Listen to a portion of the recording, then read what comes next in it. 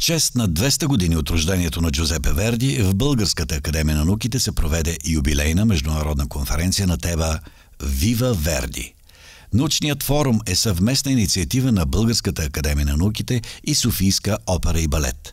Председателят на БАН, академик Стефан Воденичаров, и директорът на Софийската опера и балет, академик Пламен Карталов, откриха конференцията.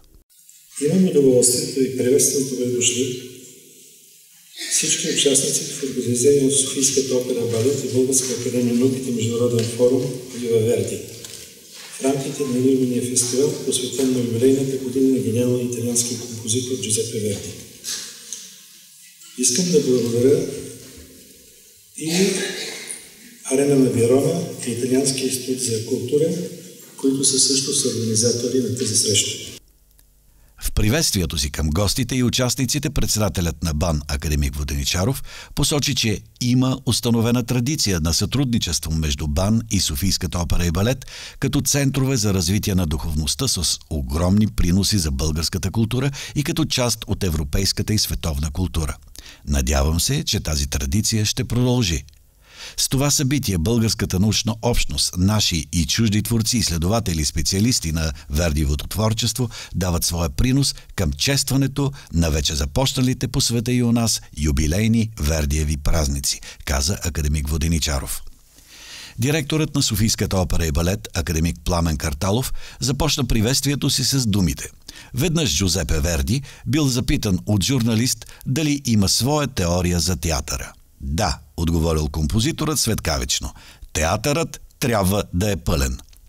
Академик Карталов определи юбилейната конференция за велики италиански композитор като изключителна среща на духовността и пожела на всички присъстващи на добър час и успешна дискусия. Ден преди световната културна общественост да отбележи 200 години от рождението на Джузепе Верди, директорът на Италианския културен институт в София Ана Амендоладжине, новият главен диригент на Софийската опера Ерих Вехтер и световно известният режисьор Уго Делана, постановчик на Аида, говориха за музиката и творчеството на Верди. Във втората част на форума доклади изнесоха професор Анелия Янева от Института за изследване на изкуствата към БАН с темата «Дамата с камелиите», както и жанрови преобразования на българската музикална сцена. Доклад изнесе професор Боянка Арнаудова от Музикална академия Панчо Владигеров с темата «Вердиевата традиция в България». Доклад изнесе Димитър Бардарски от Софийска опера и балет с темата «Верди в киното». Димитър Сотиров от Софийска опера и балет с темата «Верди, Арена ди Верона и България». Ема Жунич, докторант от Института за изследване на изкуствата към БАН, с темата «Верди в Старозагорската опера». На конференцията беше представена най-новата информация за българските изпълнители на Арена ди Верона в 100-годишната история на оперните спектакли на тази сцена.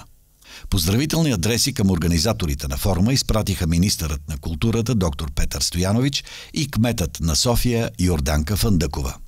В поздравленията си министърът на културата Петър Стоянович отбелязва: изключително впечатлен съм, че представители на БАН, изследователи по теми, свързани с творчеството на композитора, диригенти и оперни дейци, така вдъхновено и съвместно провеждат този висок форум.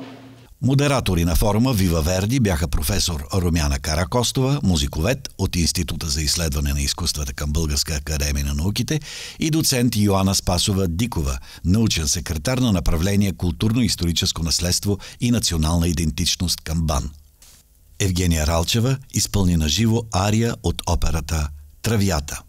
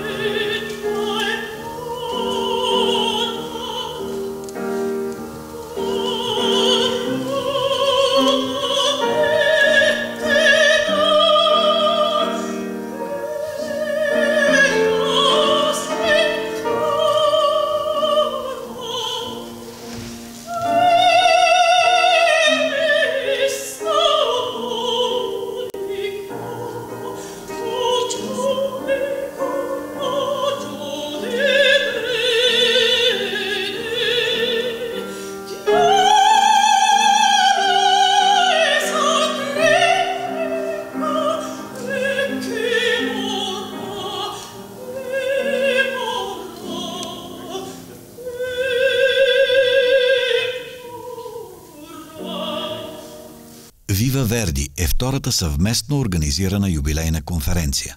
Българската академия на науките и Софийска опера и балет поставиха началото през май 2013 година с конференция по повод на 200 години от рождението на Рихард Вагнер – Космосът, наречен Вагнер.